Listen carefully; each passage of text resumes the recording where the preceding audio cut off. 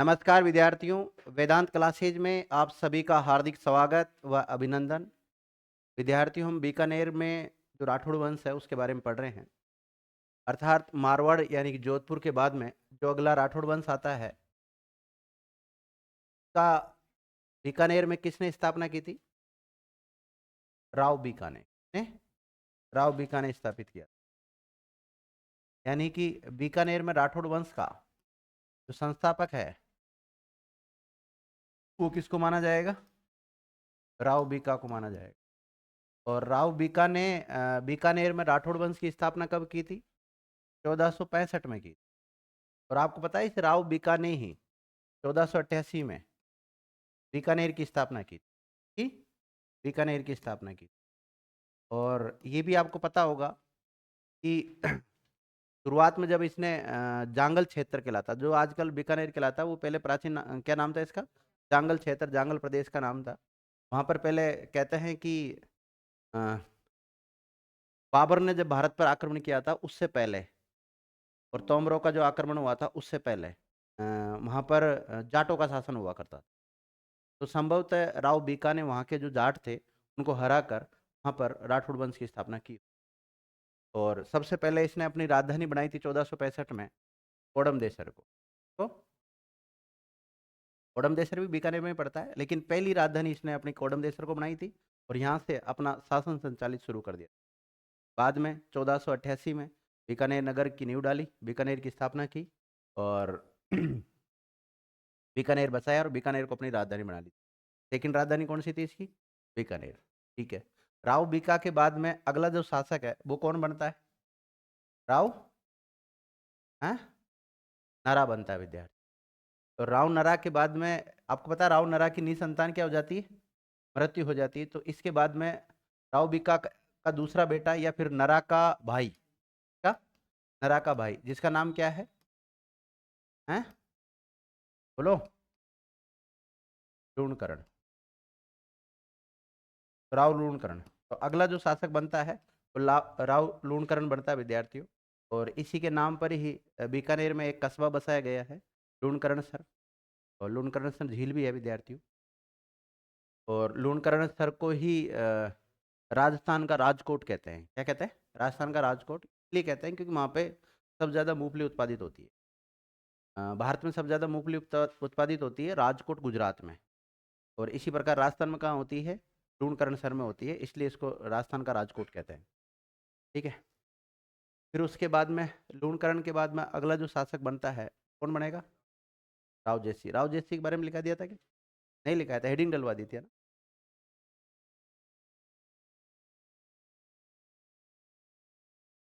राव बीका का शासनकाल कब से कब तक रहा है? 1465 से 1504 तक। राव नरा का 1504 से 1505 तक। और राव लूणकरण का 1505 लेकर 1500। और अगला जो शासक आता है उसका नाम है राव जयसिंह। हेडिंग डालो सभी। का जो शासनकाल रहेगा 1526 से शुरू होगा 1541 तक की टाइम पीरियड लिखो।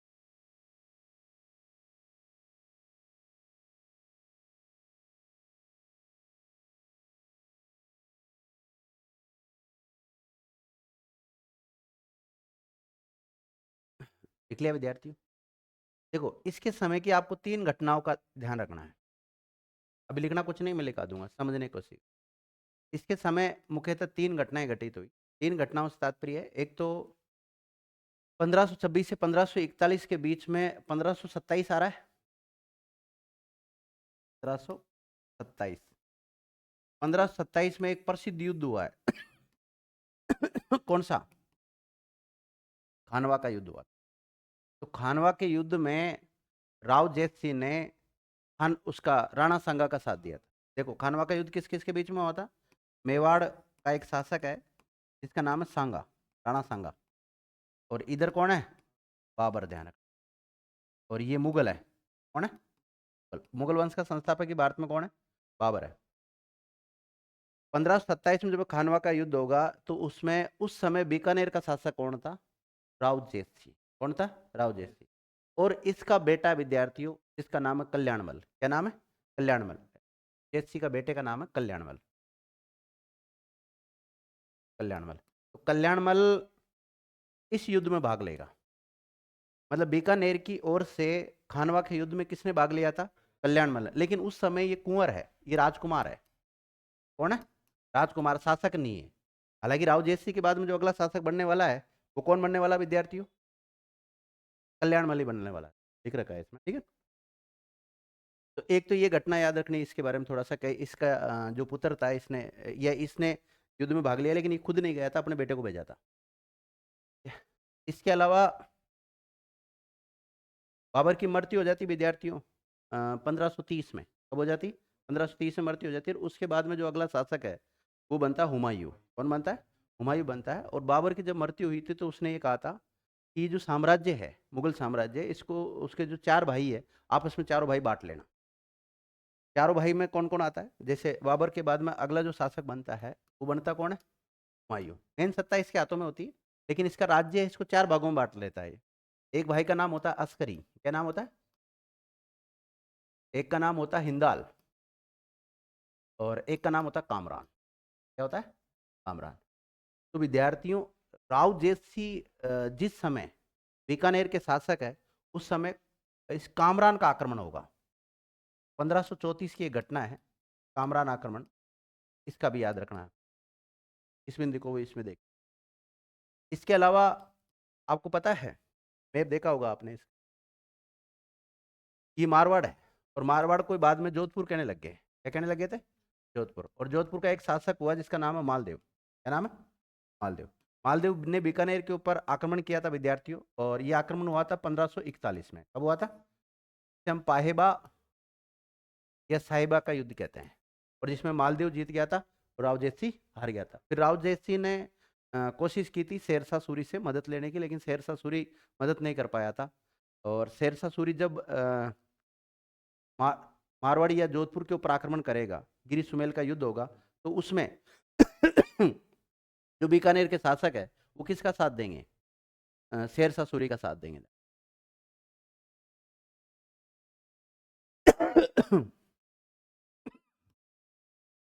1541 का जो पाहेबा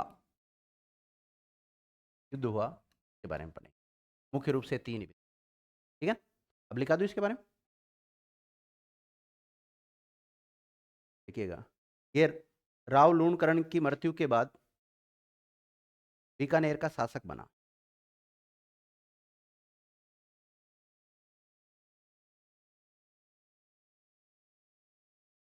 बीकानेर का शासक बना। देखिएगा, इसने खानवा के युद्ध में, इसने खानवा के युद्ध में इसने खानवा के युद्ध में, खानवा का युद्ध जहां लिखा है अपने ब्रैकेट में लिख लेना 1527, जिससे आपको थोड़ा सा एक आइडिया रहेगा भाई हुआ कि नहीं हुआ। 1527 खानवा के युद्ध में अपने पुत्र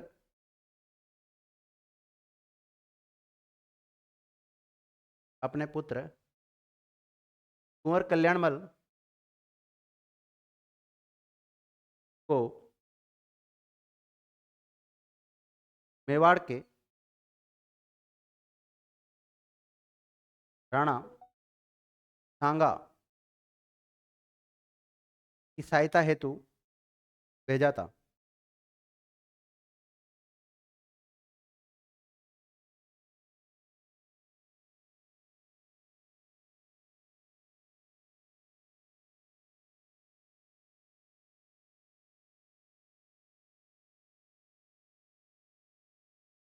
अब देखो, खानवा का युद्ध को यहाँ पढ़ने से कोई औचित्य नहीं। खानवा का युद्ध या तो आप जब मुगलों के बारे में पढ़ते हैं तब पढ़े, या फिर मेवाड़ पढ़े तब पढ़े, क्योंकि यहाँ कोई ऐसे तो हर जगह कोई न कोई घटना लिंक रहती है, ऐसे तो सारी चीज़ें उसके बारे में नहीं लिखा सकते। हाँ ठीक है, 2-4 बिंदु ये लिख सकते हैं कि भाई खानवा का युद्ध 1527 में हुआ था, बाबर और राणा सांगा के मध्य हुआ था। अब युद्ध के परिणाम क्या रहे ये तो अलग अलग इतिहासकारों ने अलग अलग बात बोली। कुछ तो कहते हैं राणा सांगा जीता था और कुछ कहते हैं बाबर जीता था, लेकिन वास्तविकता तो यही थी, बाबर ही जीता था, तभी तो मुगल वंश की स्थापना होगी भारत में। बाबर नहीं जीतता तो मुगल वंश की स्थापना कैसे होती बताओ।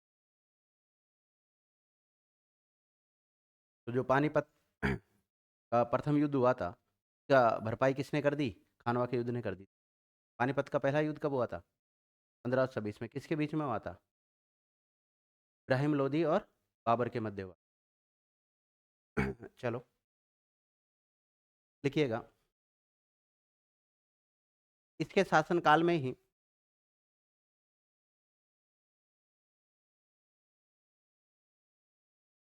इसके शासनकाल में ही 1534 ईस्वी में 1534 ईस्वी में काबुल के शासक, काबुल, काबुल कहाँ पड़ता है वर्तमान में? अफगानिस्तान। वर्तमान में अफगानिस्तान काबुल के शासक, काबुल के ब्रैकेट में लिखना अफगानिस्तान के शासक कामरान ने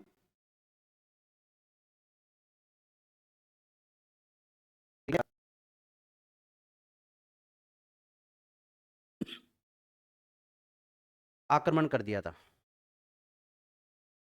बीकानेर पर आक्रमण कर दिया था।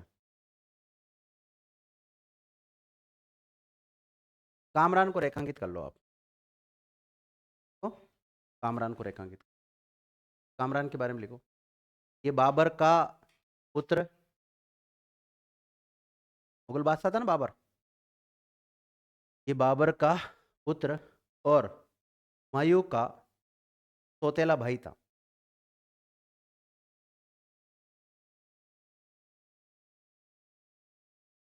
हुमायूं का क्या था? ये सौतेला भाई।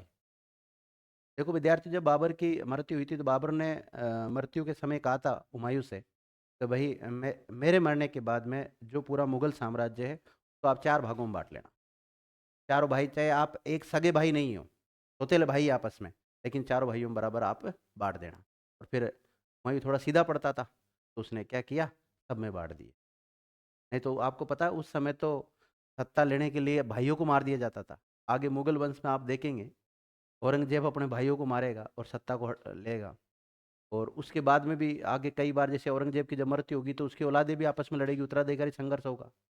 और केवल मुगलों में नहीं, कई वंश ऐसे हैं जिनमें उत्तराधिकारी संघर्ष हुए हैं सत्ता को अपनाने के लिए।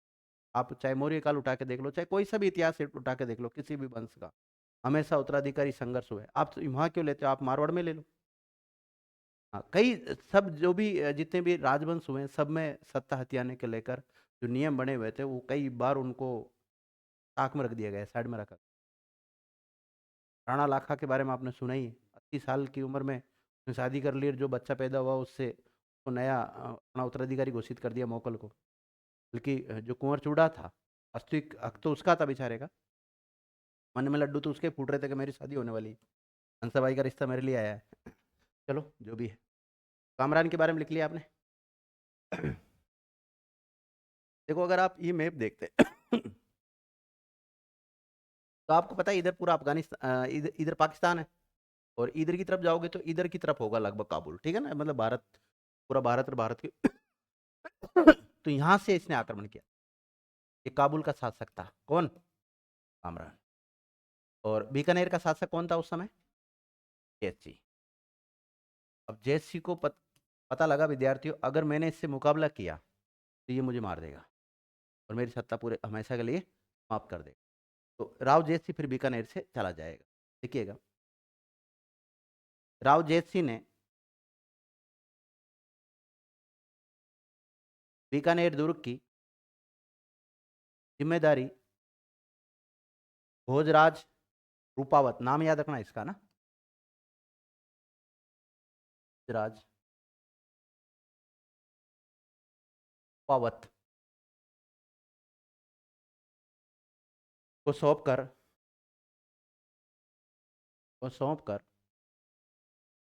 स्वयं सेना सहित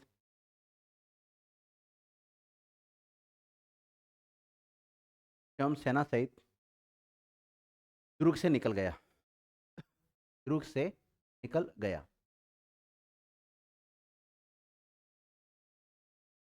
तो विद्यार्थियों, कामरान के सामने भोजराज रूपावत टिक नहीं पाएगा, इसके साथ युद्ध किया इसने और वीर गति को प्राप्त हो गया। कौन? भोजराज। और बीकानेर दुर्ग के ऊपर अधिकार किसका हो जाएगा?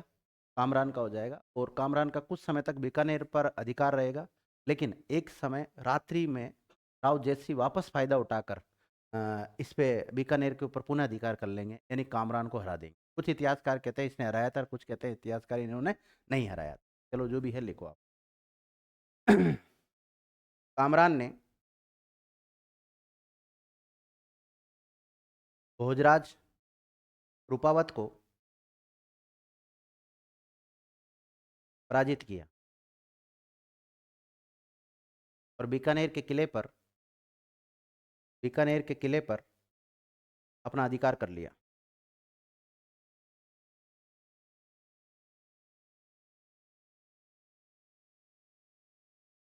नोट।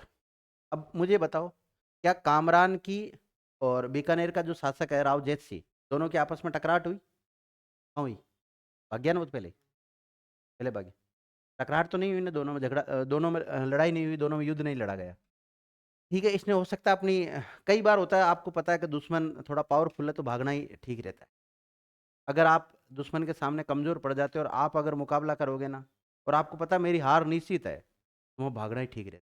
जैसे सामान्यतः अपने में जैसे लड़कों में कभी लड़ाई हो जाती है, एक तरफ पता है 50-100 लड़के हैं, इधर हम 3 ही लड़के हैं, 3 हमें पता है कि हम उन 50-60 को नहीं पीट सकते, तो उस समय एक दिमाग पक्का लगाना है कि भागने का रास्ता किधर है और भयंकर ही भागना है। उस समय मत देखना कौन क्या कहेगा, लोग बाग उस समय भी तो कहेंगे ना, जब वो 50 जने आपको फोड़ेंगे हैं, तब आप हॉस्पिटल तक जाओगे।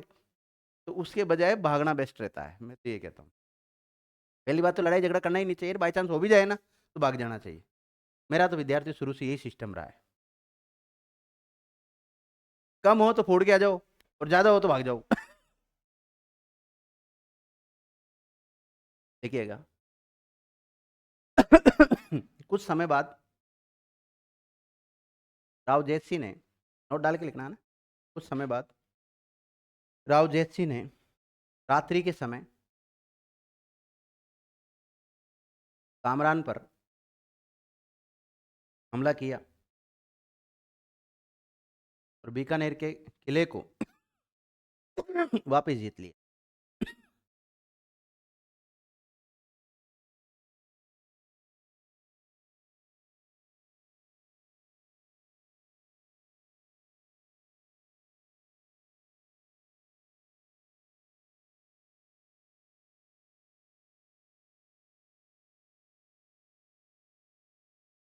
समझ गए? तो देखो विद्यार्थियों, कामरान ने कुल मिला के बीकानेर के ऊपर अधिकार जमा लिया था, और वापस हो सकता है भाई राव जैत सिंह ने वापस ले लिया। अब राव जैत सिंह के समय एक ग्रंथ लिखा गया विद्यार्थियों, उसका नाम है राव जैसिरो पीटू सुजान लिखा है, वो भी इस युद्ध की जानकारी देता है। देखिएगा, इस युद्ध की जानकारी, इस युद्ध की जानकारी पीटू सूजा द्वारा रचित, पीटू सूजा द्वारा रचित राव जैतसिरो छंद,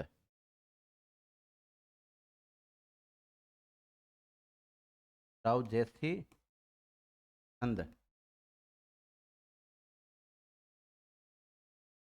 तथा बीकानेर के चिंतामणि जैन मंदिर में लगी हुई प्रतिमा का अभिलेख भी देता है। देखिए विद्यार्थियों, चिंतामणि जैन मंदिर है बीकानेर में, कहाँ पर है? बीकानेर में। वहाँ पर जो प्रतिमा लगा रखी है मूल नायक की, उस मूल नायक के नीचे एक कुछ लेख लिखा हुआ है, उस लेख में भी इस युद्ध की जानकारी मिली। तो 2 स्रोत बता दिए मैंने आपको। कौन कौन से स्रोत ये कामरान वाला जो युद्ध हुआ था इसकी जानकारी देते हैं? एक तो राव जयसिरो छंद देता है, और एक दूसरा चिंतामणि जैन मंदिर में जो अभिलेख लिखा हुआ है उस पर भी इसकी जानकारी मिली। समझ गए? आगे लग लिखो।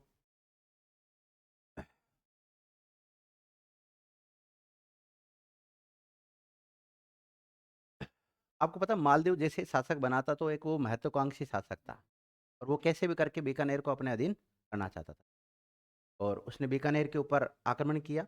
और उस समय एक युद्ध होता है जिसका नाम क्या होता है, पाहेबा या साहिबा का युद्ध 1541 में लड़ा। देखिएगा, पाहेबा या साहिबा का युद्ध।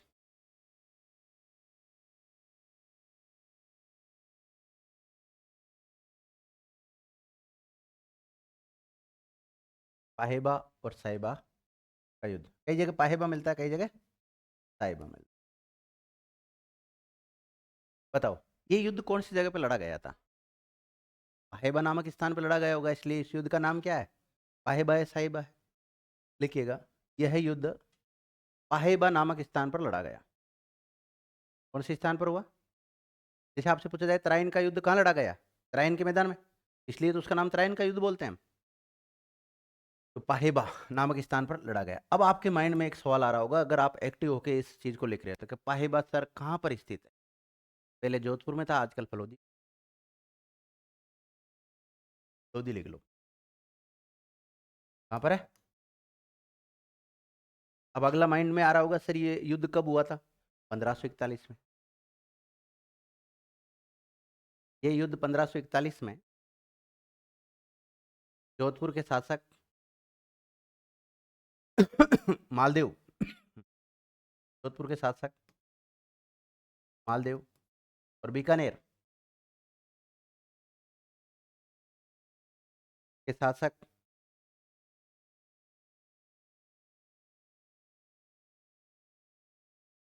बीकानेर के शासक जेतसी, राव जेतसी के मध्य हुआ। अब आपको पता है राव मालदेव के पास दो सेनापति थे, जैता और कुंपा, वीर सेना नायक थे। हालांकि वो बाद में मारे जाएंगे, वो बात एक अलग है। तो इस युद्ध में जीत किसकी होगी? मालदेव की। देखिएगा, इस युद्ध में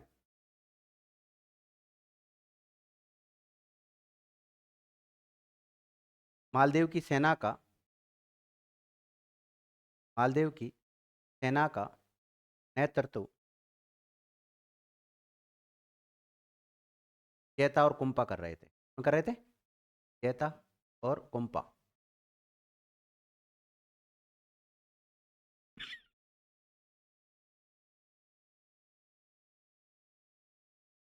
लिखिएगा, इस युद्ध में मालदेव की विजय हुई। इसकी मालदेव की विजय हुई।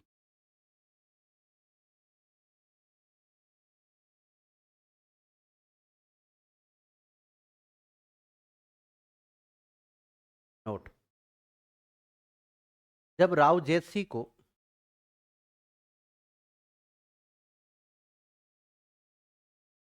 इस आक्रमण की सूचना मिली थी, तो उसने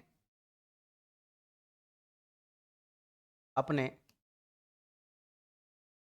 मंत्री नागराज को, किसको? नागराज को शेरशाह सूरी के पास सहायता प्राप्त करने हेतु भेजा था। सहायता प्राप्त करने हेतु भेजा था, लेकिन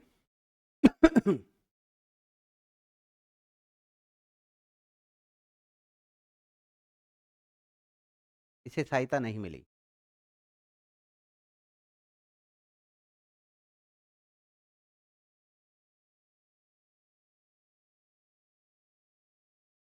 लिख लिया? या समय पे सहायता नहीं मिली, ऐसे भी लिख सकते हो। जब जब जरूरत थी जब नहीं मिली, बाद में मुलाकात तो हो जाती है उनकी, बाद में सपोर्ट भी करने लग जाता शेरशाह सूरी। शेरशाह सूरी उस समय लगभग बना ही था। क्योंकि आपको पता है हिंदुस्तान का बादशाह बाबर, बाबर के बाद में हुमायूं, और हुमायूं के बाद में बीच में एक अफगानी वंश की स्थापना हो जाती है, और जिसका नाम क्या है? शेरशाह सूरी। शेरशाह सूरी बीच में शासन करता है, फिर वापस हुमायूं आ जाता है, फिर अकबर आता है, फिर जहांगीर आता है, फिर शाहजहाँ आता है, फिर औरंगजेब आता है।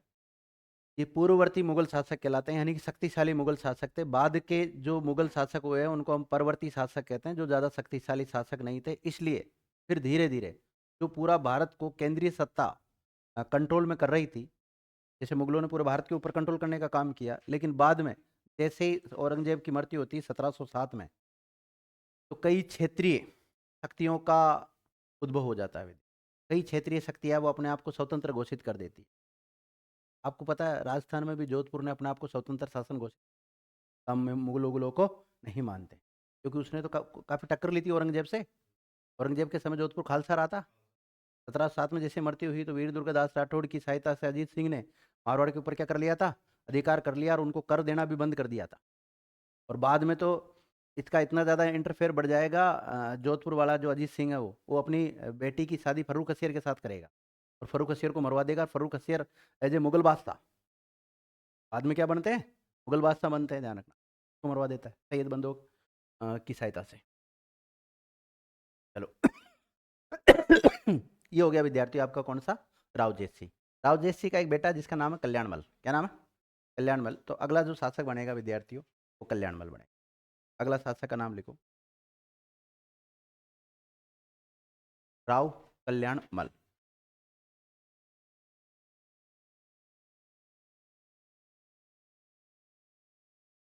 लिख लिया, 1541 से 1574।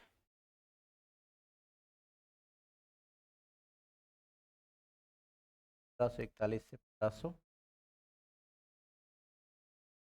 अब आप कहोगे सर 1541 में तो जोधपुर के मालदेव ने बीकानेर के ऊपर अधिकार कर लिया, तो शासक कैसे बना।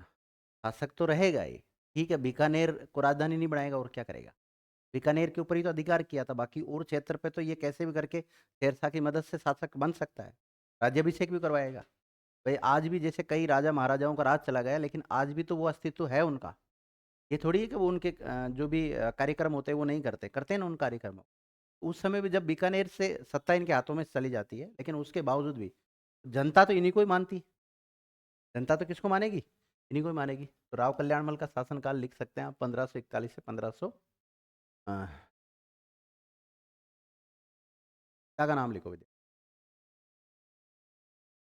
राव जेत सिंह। इसके पिता का नाम क्या था,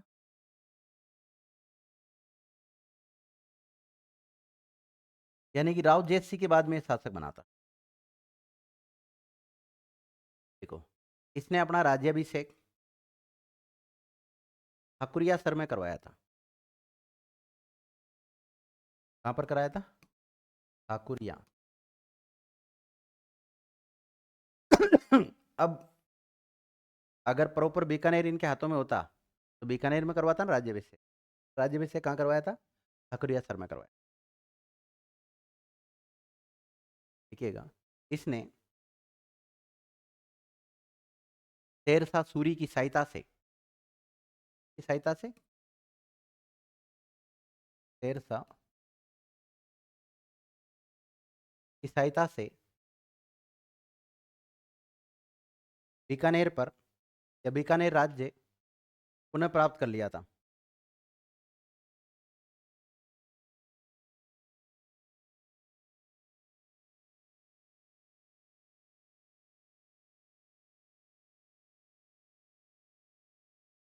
देखो विद्यार्थियों, ये भी काफी वीर योद्धा थे, ऐसी बात नहीं है। जब राजकुमार थे तभी इन्होंने खानवा के युद्ध में भाग ले लिया था, और खानवा के युद्ध में जिंदे बच के और आगे थे। खानवा के युद्ध में तो क्या हुआ था, इनके पक्ष की तो क्या हुई थी, हार हुई थी ना, लेकिन फिर भी व्यक्ति जिंदा बच के आया था। देखिएगा, इसने राव जेतसी के समय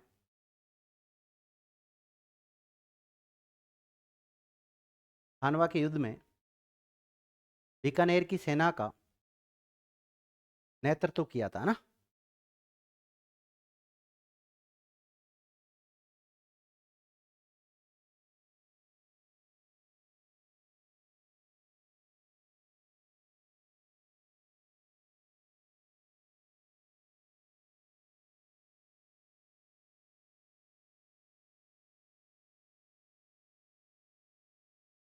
पंद्रह सौ चौवालीस में एक युद्ध होता है विद्यार्थियों, और गिरी सिमल का युद्ध जो होता है उसमें एक तरफ तो जोधपुर का शासक मालदेव होता है। जोधपुर का शासक कौन, मालदेव। और एक तरफ भारत का शासक शेरशाह सूरी। कौन होता है? शेरशाह सूरी। कहते हैं विद्यार्थियों कि शेरशाह सूरी इस युद्ध में हारा हारा बच गया था, हारने वाला था, लेकिन किसी कारणवश वापस जीत जाता है। और उस समय एक कहावत भी प्रसिद्ध है इसकी कि एक मुट्ठी भर बाजरे के लिए मैं हिंदुस्तान की बादशाह को देता। आजकल एक नया अपना सोशल मीडिया पर ट्रेंड चल रहा है, रीट, मुट्ठी मुट्ठी भर रीट के लिए हमने फोर्थ ग्रेड की बादशाह, ऐसा कुछ चल रहा है, मुझे याद नहीं पर मतलब फोर्थ ग्रेड में बहुत सारी पोस्टें थी, तो कई जो रीट की तैयारी कर रहे थे उन्होंने फोर्थ ग्रेड का एग्जाम नहीं दिया।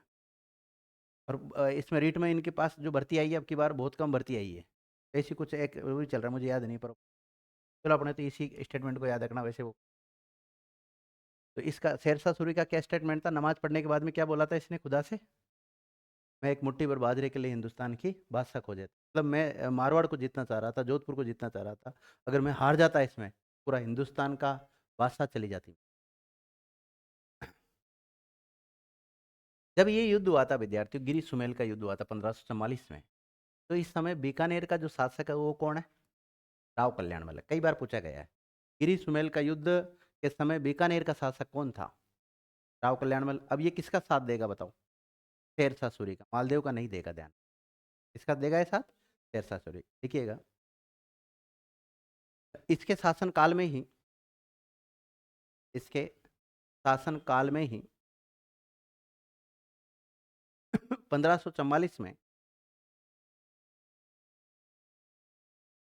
1544 में गिरी सुमेल का युद्ध हुआ। गिरी सुमेल का युद्ध हुआ, इसमें इसने मालदेव के विरुद्ध, मालदेव के विरुद्ध शेरशाह सूरी का साथ दिया था।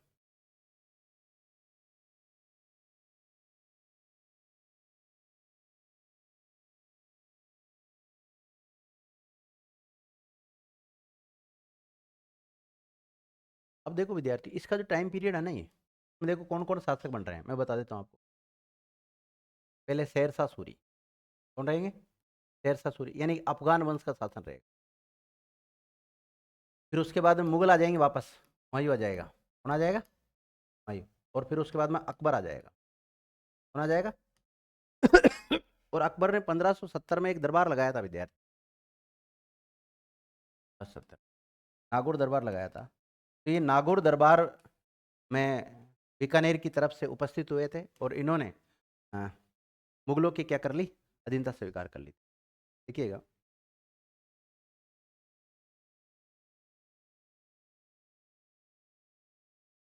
1570 ईस्वी में,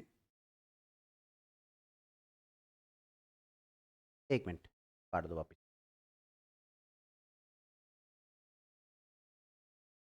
इससे पहले कुछ घटनाक्रम और रह गए उनको देखो विद्यार्थियों।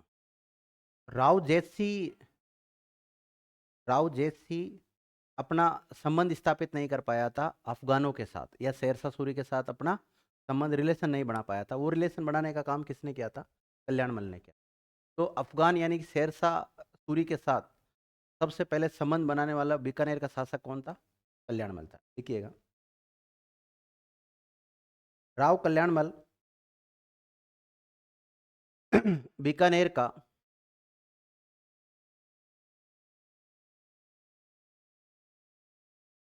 पहला ऐसा शासक था, पहला ऐसा शासक था जिसने दिल्ली,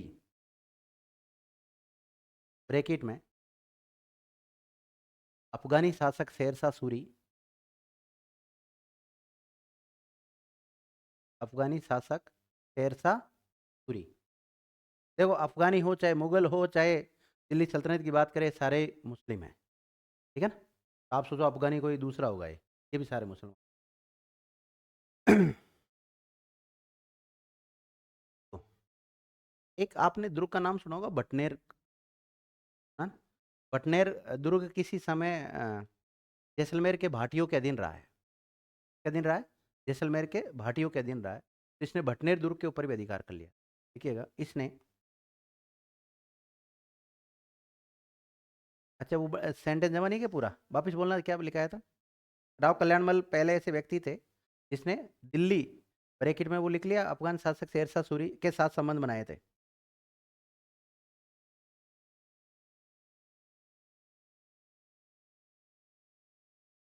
लिख लिया। अब ये भटनेर वाली बात लिख।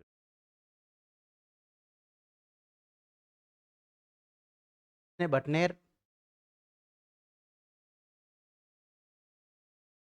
के किले पर भी अपना अधिकार कर लिया था। भटनेर किले पर भी अपना अधिकार कर लिया था।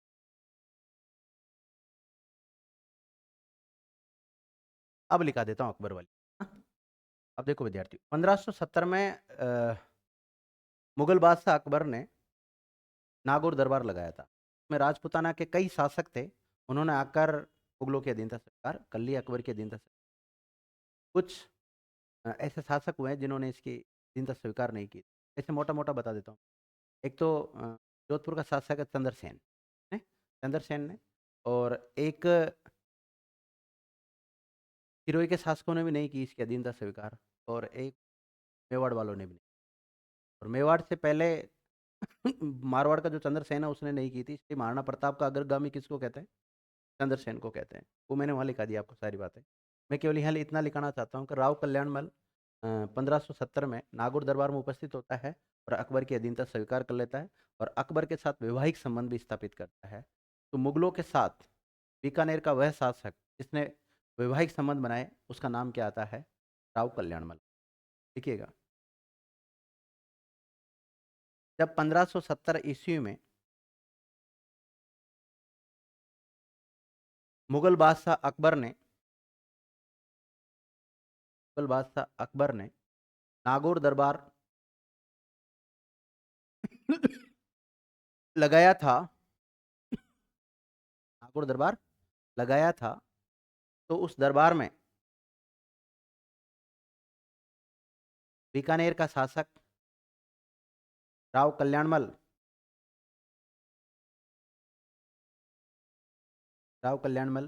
भी उपस्थित हुआ। राव कल्याणमल भी उपस्थित हुआ और मुगलों की अधीनता स्वीकार कर ली, कर ली।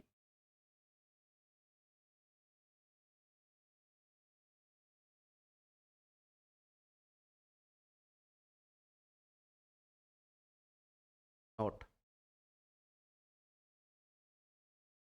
नोट डालिएगा। ये बीकानेर का पहला ऐसा शासक था, यह बीकानेर का पहला ऐसा शासक था जिसने मुगलों की अधीनता स्वीकार की और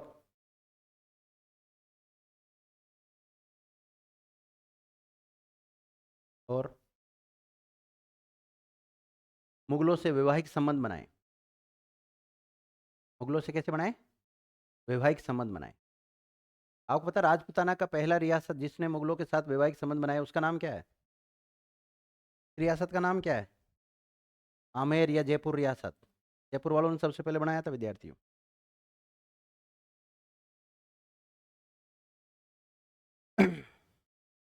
और शासक कौन था जिसने बनाया था पहली बार? है बहारमल। कौन था? बहारमल। फिर बाद में तो भगवान दास ने भी बनाए थे। राजा मान सिंह की बहन के साथ शादी हुई थी। ठीक है। देखिएगा, अब इसने किसकी शादी किसके साथ की वो भी देख लेते हैं। देखिएगा, राव कल्याणमल ने अपनी पोती राव कल्याणमल ने अपनी पौत्री राजकुंवरी, क्या नाम था? राजकुंवरी का विवाह अकबर के साथ किया।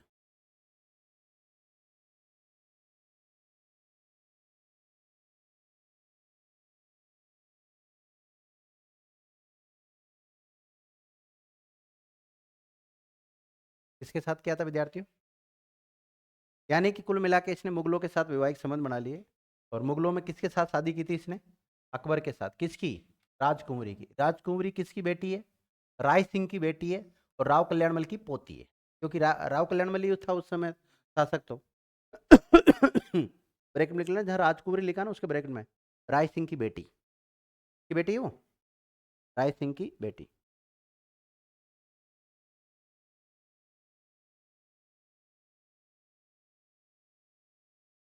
आपने एक इतिहासकार का नाम सुना होगा विद्यार्थियों, अबुल फजल, सुना है? अबुल फजल, अबुल फजल क्या कहते हैं इस विवाह के बारे में? ये बात तो सच है कि राव कल्याणमल ने अकबर के साथ वैवाहिक संबंध बनाया था, राजकुमारी की शादी हुई थी, लेकिन ये राजकुमारी है ना, रायमल की, राय सिंह की या रायमल की बेटी नहीं थी। रायमल की बेटी नहीं थी, बल्कि राव कल्याणमल का एक भाई था, उसका नाम था कान्हा। क्या नाम था? कान्हा, कान्हा की पुत्री, यानी कि इसके भाई की पुत्री थी, भतीजी हुई ना इसकी। देखिएगा, अबुल फजल के अनुसार, इसके अनुसार लेकर रहा हूँ ये बात, अबुल फजल के अनुसार अकबर के नवरत्नों में शामिल है ये। अबुल फजल के अनुसार राव कल्याणमल ने अपने भाई कान्हा की पुत्री का विवाह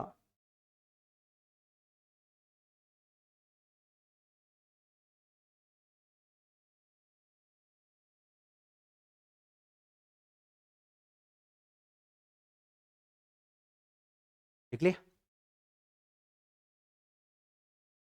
राव कल्याणमल के भाई कान्हा की पुत्री के साथ विवाह किसके साथ किया था? अकबर के साथ विवाह किया।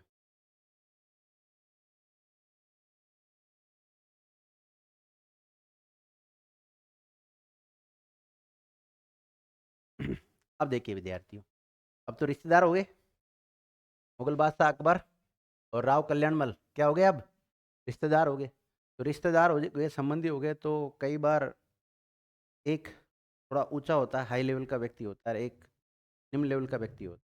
उस समय मुगल बादशाह अकबर तो बहुत हाई लेवल के व्यक्ति थे, छोटे मोटे राजा तो उसके आसपास बैठ ही नहीं सकते थे। तो अब सगे संबंधी तो उनको पास में तो बिठाना ही पड़ेगा, तो उनको फिर ये मनसब प्रदान करते थे, मनसब प्रदान करते थे।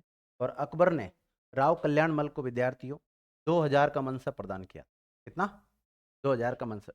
केवल मनसब का मतलब आप इतना समझ लें, जब भी अकबर का दरबार लगेगा तो अकबर के नज़दीक वही व्यक्ति बैठेंगे जिसके पास अधिकतम ये होंगे मनसब। जिसके जैसे माना कि मिर्जा राजा मान सिंह के पास एक समय 7000 मनसब हुआ करते थे, वो काफ़ी नज़दीक था अकबर के।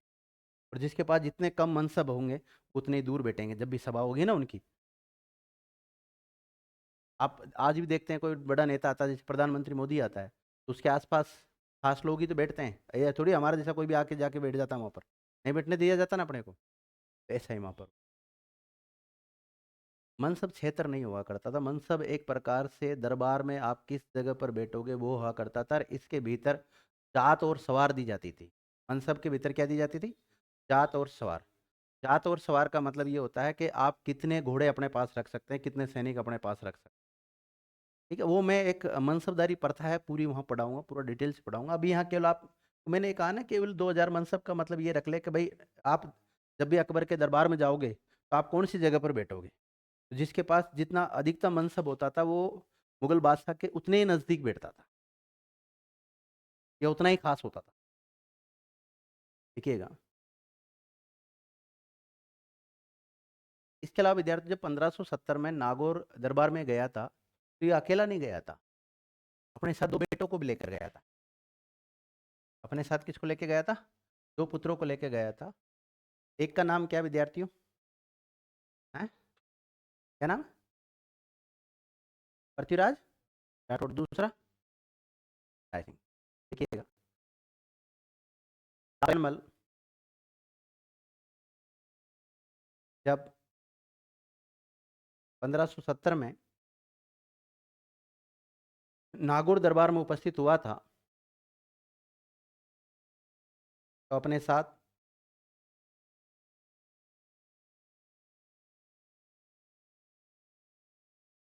अपने दो पुत्रों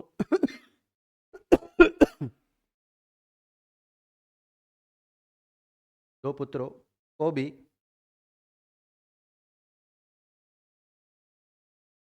अपने साथ गया था।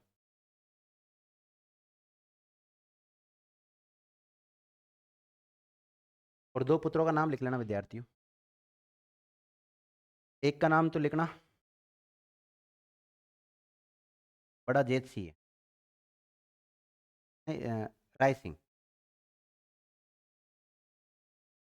एक का नाम राय सिंह लिख लो और एक का नाम पृथ्वीराज राठौड़।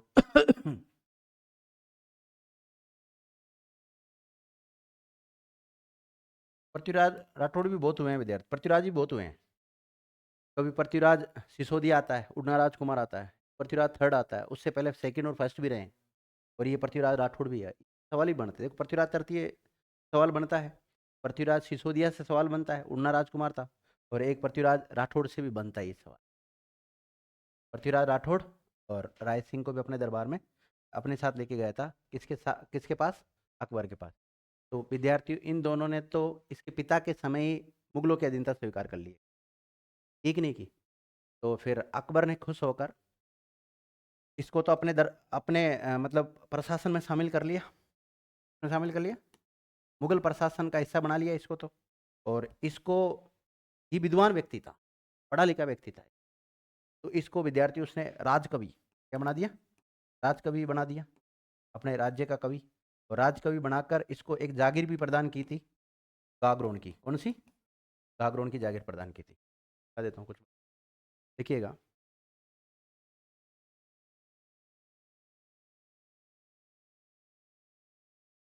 अकबर ने राय सिंह को मुगल प्रशासन का हिस्सा बनाया,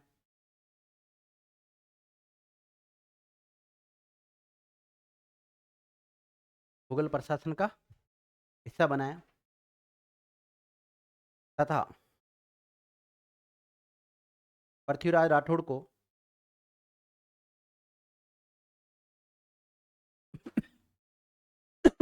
पृथ्वीराज राठौड़ को पृथ्वीराज राठौड़ को दरबारी कवि घोषित किया।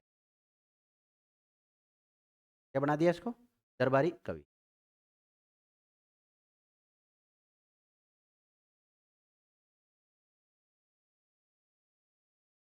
देख लिया। अब देखो विद्यार्थियों, इसका शासनकाल कब से कब तक रहता है, 1574 तक।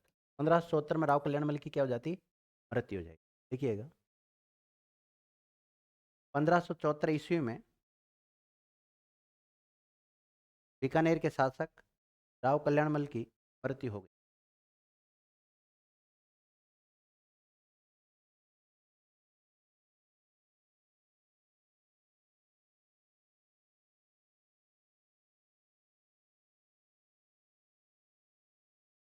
देखो विद्यार्थियों, 1572 की बात है, की बात है, 1572। आपको पता है चंद्रसेन के और अकबर के बीच में काफी विवाद चल रहा था, और उस समय बीच में अकबर कुछ समय के लिए उसको खालसा घोषित करता है, किसको, जोधपुर को। तो उस समय कुछ समय के लिए, ये 1572 के आसपास, ये जो बीकानेर का राय सिंह है, इसको यहाँ का प्रशासक भी बनाता है। मैंने कहा ना, इसको अपना प्रशासन का पार्ट बना रखा था। खालसा घोषित का मतलब है केंद्र के हाथों में सीधी सत्ता आना किसी रियासत की। तो अब यहाँ पर एक नोट डाल के लिख सकते हो चाहो तो आप, या फिर राय सिंह को रेखांकित करके राय सिंह के बारे में लिख लो यहाँ। देखो, राय सिंह को 1572 में, राय सिंह को 1572 में, अब सन थोड़ी आगे पीछे तो रहेगी ना भाई, 74 में मृत्यु कर दी, 72 में वापिस चले गए हम। लेकिन क्या करें, या तो पहले उसको नहीं मारते, उसको रखते साइड में, जो भी है आप याद रखना आपके हिसाब से ना। राय सिंह को 1572 में अकबर ने जोधपुर का प्रशासक भी नियुक्त किया था।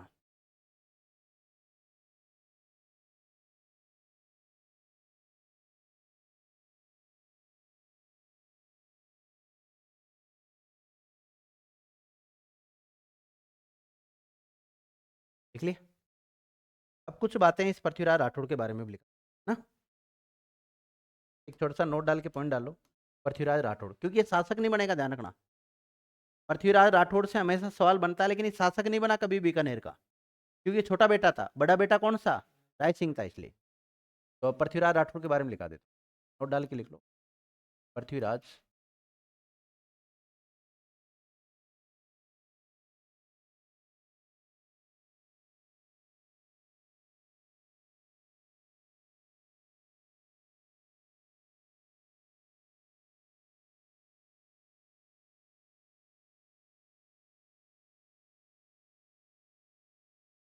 ये तो लिखाने की आवश्यकता नहीं है ना, ये बीकानेर के शासक राव कल्याणमल का पुत्र था।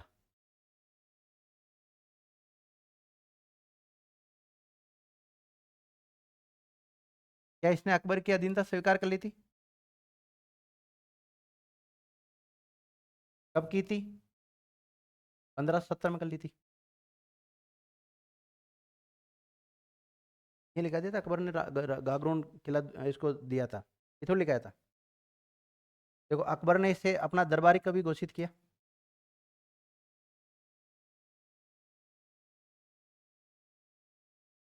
नियुक्त किया था अकबर ने इसे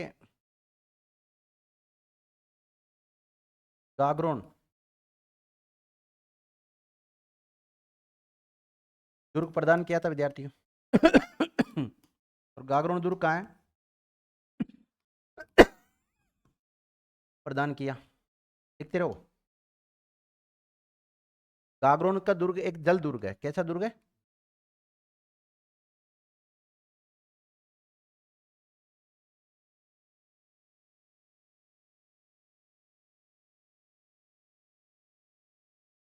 लिख ले, क्या मैं लिखा हूँ?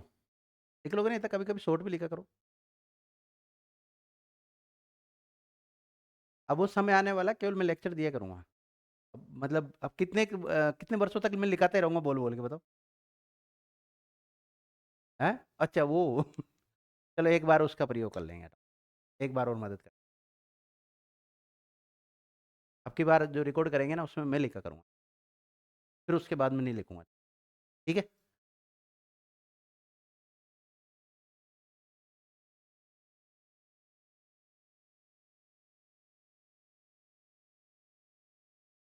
लिख लिया आप लोगों ने?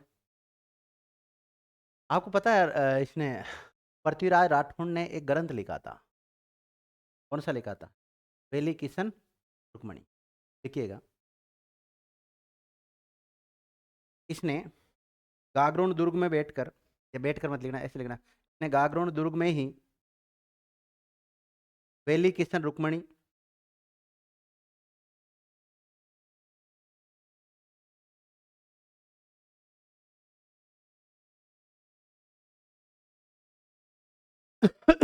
रुक्मणी त्रिवचनी का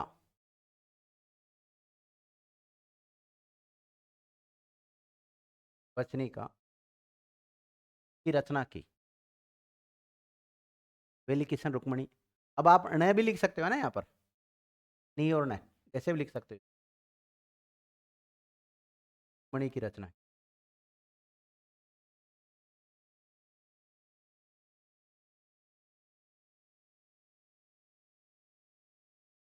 देखिएगा इस ग्रंथ में भगवान कृष्ण की शादी हुई थी क्या? किसके साथ? राधा के साथ नहीं हुई थी? राधा के साथ भी हुई थी शादी। राधा से तो प्रेम करता था वो, लेकिन उनका प्रेम अधूरा रहा, पूरा रहा? पूरा हुआ था। शादी तो उधर हो रखी थी। चलो जो भी रहा हो अपने एक काम करते हैं, इसमें इतना लिख लेते हैं कि ये जो वेली किशन रुक्मणी ग्रंथ है, ये किसने लिखा है? पृथ्वीराज राठौड़ ने लिखा है। कहाँ पर लिखा था? गागरोन के दुर्ग में लिखा था, ठीक है? और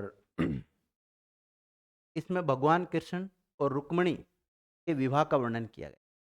देखिएगा इस ग्रंथ में भगवान श्री कृष्ण और रुक्मणी के विवाह का वर्णन किया गया है।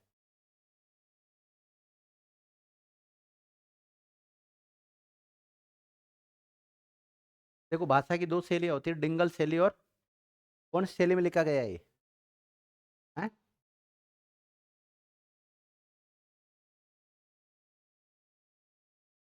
देखो इसे डिंगल शैली में लिखा गया है, कई जगह शैली की जगह भाषा भी आता है ना, इसे डिंगल शैली में लिखा गया है।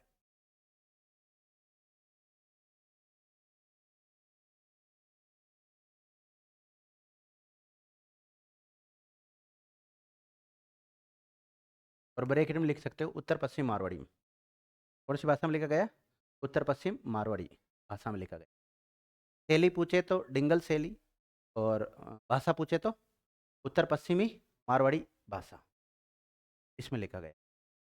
वैसे तो ज़्यादातर डिंगल शैली आता है, और शैली की जगह कई बार भाषा मिल जाता है, डिंगल भाषा भी कहते हैं उसको, ठीक है।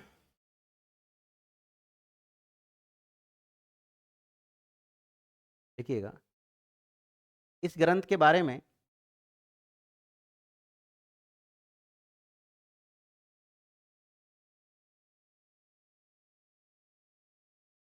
इस ग्रंथ के बारे में जोधपुर के कवि दुर्सा आडा ने,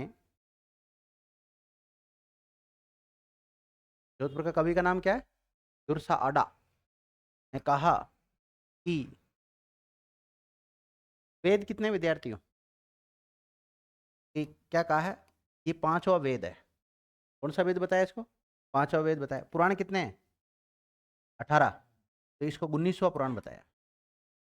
तो कितना महान ग्रंथ बताया है इसको। वापिस बोलो, मैं जमवा देता हूँ, तुम्हारा जमा नहीं। दुर्सा आडा ने कहा कि यह हिंदुओं का पांचवा वेद और 19वां पुराण है।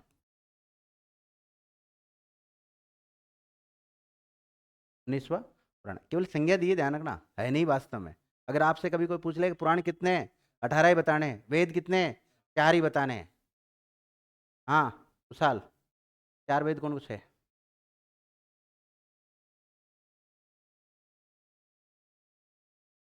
और पुराण कितने हैं? बोलो। एक ही पढ़ा है। और गरुड़ पुराण और शिव पुराण और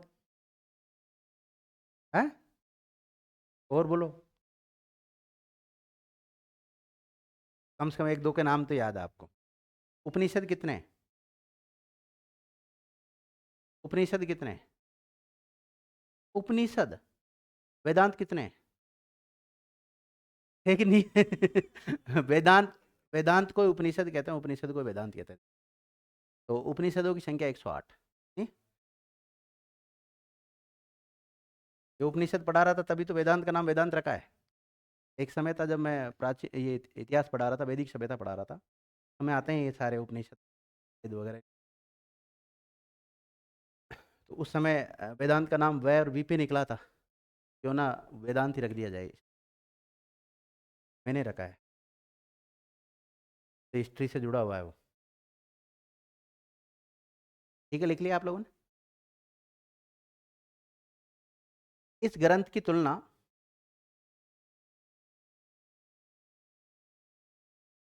इस ग्रंथ की तुलना कर्नल जेम्स टोड ने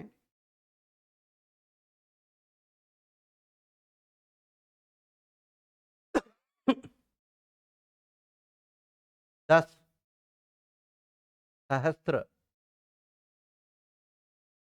घोड़ों के बल से की है। खुद ही घोड़े वाला बाबा था। कई बार पूछा जाता है। वेली किशन रुक्मणी वचनिका नामक जो ग्रंथ है, पृथ्वीराज राठौड़ ने लिखा है, गागरोन दुर्ग में लिखा है। भगवान श्री कृष्ण और रुक्मणी के विवाह का वर्णन किया गया है। इसके बारे में कर्नल जेम्स टोड ने क्या कहा है? 10,000 घोड़ों के बल के बराबर बताया। पावरफुल ग्रंथ है।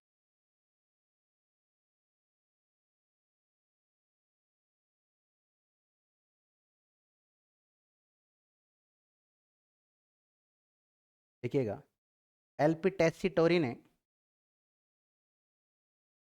कौन सी भाषा में लिखा गया विद्यार्थी? है डिंगल में। इसमें लिखा गया, डिंगल शैली में लिखा गया। एलपी टेस्सी टोरी ने पृथ्वीराज राठौड़ को डिंगल भाषा का या डिंगल शैली का हेरोस कहा है।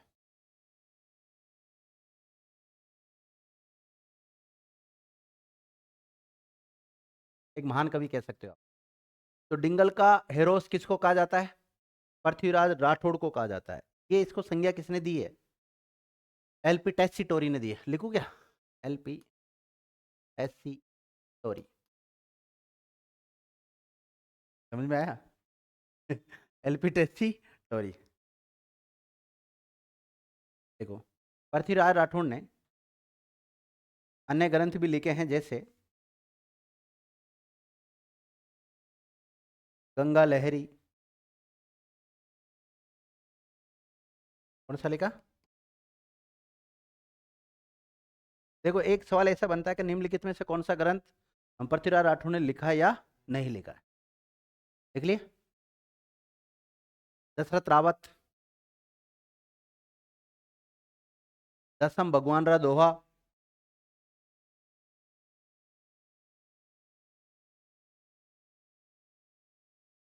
क्या लिखा है? नहीं लिखा? देखो, दसम भगवान रा दोहा, दसम भगवान रा दोहा, ये भी ग्रंथ है। गंगा लहरी, दशरथ रावत, ये अन्य ग्रंथ हो गए। तुम देखो 4 ग्रंथ लिखा दिए ना मैंने आपको इसके। कौन कौन से? दशरथ रावत, गंगा लहरी, और दसम भगवान रा दोहा, और एक वेली किशन रुक्मणी। ये इंपॉर्टेंट है सबसे ज़्यादा, यहाँ से कई बार सवाल बन गया। आप पुराने अगर एग्जाम में आए हुए क्वेश्चनों को उठा के देखो, यहाँ से कई बार आपको सवाल आए हुए मिलेंगे। कहते हैं विद्यार्थियों, इसका जन्म कहाँ हुआ होगा? बीकानेर में, लेकिन इसकी मृत्यु आगरा में हुई थी। कहाँ पे हुई थी? आगरा में। क्यों? क्योंकि ये मुगल के दरबार में रहता था। हालांकि रहने को ज़्यादातर समय इसने गागरोड में व्यतीत किया था। इसने अपने मरने के 6 महीने पहले अकबर को कह दिया था कि मेरी मृत्यु कब होगी, किस तारीख को होगी, कहाँ पर होगी। इसने पहले अपनी भविष्यवाणी कर दी। देखिएगा, नोट डालो। पृथ्वीराज राठौड़ ने अपनी मृत्यु का समय व स्थान मुगल बादशाह अकबर को 6 महीने पहले ही बता दिया था। कितने विद्यार्थियों? 6 महीने पहले ही बता दिया था।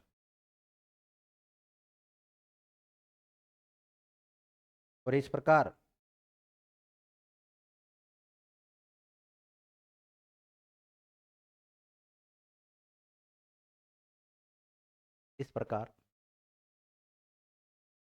निर्धारित समय और स्थान पर, ब्रैकेट में आगरा में, इसकी मृत्यु हुई।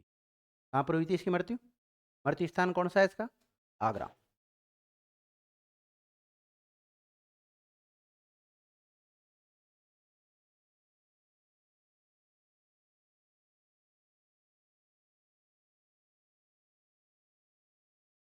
लिख लिया विद्यार्थियों?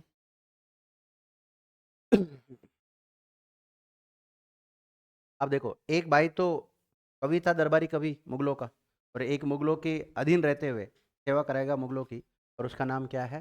महाराजा राय सिंह। अगला शासक कौन बनेगा? महाराजा राय सिंह। और इसका शासनकाल लिख लो विद्यार्थियों, 1574 से लेकर 1612 तक।